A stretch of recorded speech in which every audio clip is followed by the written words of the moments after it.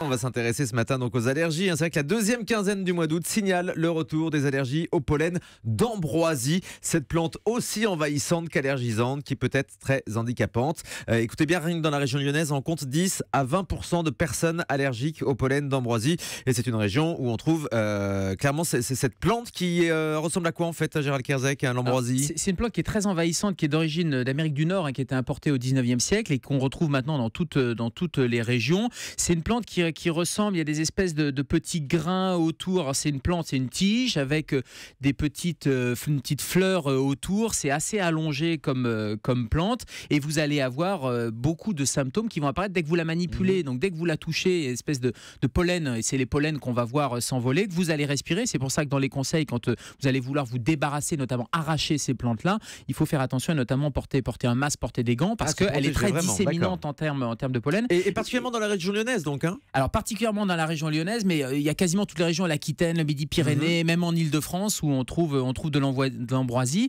Et cette ambroisie, il y a des risques d'allergie, plus importants qu'avec d'autres plantes, et deux, ça va durer notamment jusqu'en octobre, jusqu'à l'automne. Donc c'est vraiment on est en plein dedans là, c'est ça, deuxième quinzaine d'août. On est en plein dedans. Vous pouvez vérifier, il y a une météo, il y a la météo du temps qui va la faire, et il y a la météo des pollens aussi. Il y a la météo pollen au pluriel.fr. Vous allez voir sur Internet, et vous allez voir un petit peu les régions qui sont contaminées par l'ambroisie, mais par d'autres types de pollen, parce qu'on sait qu'en fonction des régions et en fonction de la saison, vous allez avoir différents allergènes possibles. Et donc, en fonction, de votre terrain atopique, de votre terrain allergique, vous allez pouvoir voir si vous êtes en période rouge ou en période un peu plus calme. Et éventuellement, si vous avez un petit voyage ou un petit déplacement pour le week-end à programmer, programmez-le dans une région où il y a moins d'ambroisie ou moins de pollen auquel vous êtes allergique, parce que le premier traitement, c'est évidemment d'éviter d'être en contact avec cet allergène. C'est aménagé en temps réel, ces cartes?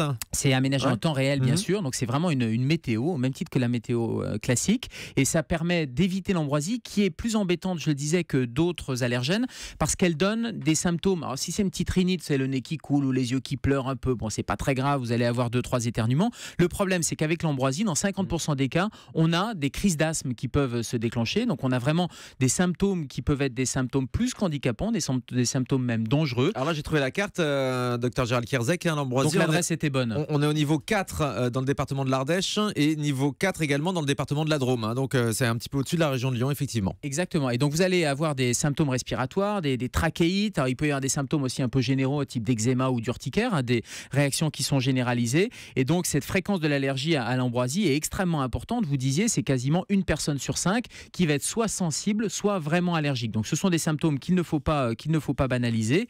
Et c'est des symptômes classiques de l'allergie. Donc ça veut dire que le nez qui coule, les yeux qui coulent, les démangeaisons. Donc ça veut dire que le traitement, il n'y a pas de traitement spécifique. C'est pas parce que vous avez une allergie à l'ambroisie qu'il y a un médicament anti-ambroisique qui va exister. Il faut prendre des antihistaminiques. Donc ça va être les antihistaminiques assez classiques que vous allez prendre, qu'on appelle maintenant des antihistaminiques spécifiques. Ça veut dire ils endorment moins que les autres antihistaminiques. Vous savez, à une époque, on disait faut le prendre plutôt le soir parce que ça va complètement vous shooter. Maintenant, ils sont vraiment spécifiques des récepteurs allergiques, et donc du coup, vous pouvez les prendre dans la journée. Ça ne risque pas trop de vous endormir. Et puis surtout, il va falloir éviter d'être en contact. Alors, c'est aller voir la carte et éviter les zones. Et puis, quand vous avez, et ça, c'est assez particulier de l'ambroisie, quand il y a des plants d'ambroisie que vous repérez chez votre voisin, par exemple, il faut aller lui demander gentiment de les arracher avec un certain nombre de précautions, parce que c'est très allergisant. Donc, c'est prendre des gants, c'est prendre un masque, c'est vraiment s'en protéger, prendre des vêtements un peu couvrants et puis passer tout ça à la machine pour éviter de disséminer un peu partout, et notamment dans la chambre, dans le salon, etc. Si vous déshabillez, vous allez en mettre plein à l'intérieur de la maison, et donc vous allez concentrer les pollens d'ambroisie. Et puis si votre voisin ne veut pas aller arracher ses plants d'ambroisie, vous pouvez le signaler à la mairie, qui elle a le devoir de mettre en œuvre des techniques d'arrachage et d'imposer. Et si la personne ne veut pas sur son terrain arracher cette ambroisie, c'est la mairie qui va mettre en œuvre cet arrachage aux frais de la personne qui possède le terrain sur lesquels il y a les plants qui ont été trouvés. Vous pouvez aller demander à la mairie l'arrachage automatique de ces plants. Vous pouvez vous adresser à la mairie, et j'allais dire vous devez, parce que c'est important de le signaler et c'est important de l'éliminer, parce que c'est une plante qui se reproduit extrêmement rapidement. Et ça prolifère dans les terrains en friche aussi beaucoup. Ça prolifère de partout. Donc l'objectif, c'est de réduire les émissions de pollen et de faire baisser la population d'ambroisie. Donc pour faire baisser la population d'ambroisie, il faut arracher les plants, et il faut même enlever les grains qui sont dans le sol. Mais donc avec les précautions que vous nous avez expliquées, masque et gants. Jean-Pierre Clémenceau, une question. Je voulais poser une question, docteur Kierzek. Je veux savoir si pour les jeunes ou les plus âgés, il y a plus de risques éventuellement par rapport à ça.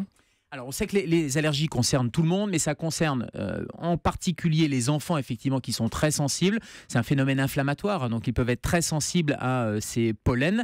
Et la quantité que vous allez respirer, la concentration dans 1 mètre cube d'air, par exemple, vous imaginez que sur des voies respiratoires qui sont plus petites, qui sont plus fragiles, avec une muqueuse respiratoire qui est plus fragile, notamment chez les enfants, ça va avoir d'autres conséquences. Et l'autre conséquence, c'est effectivement à l'autre âge extrême de la vie, chez des gens qui ont déjà des difficultés respiratoires, peut-être déjà une insuffisance respiratoire.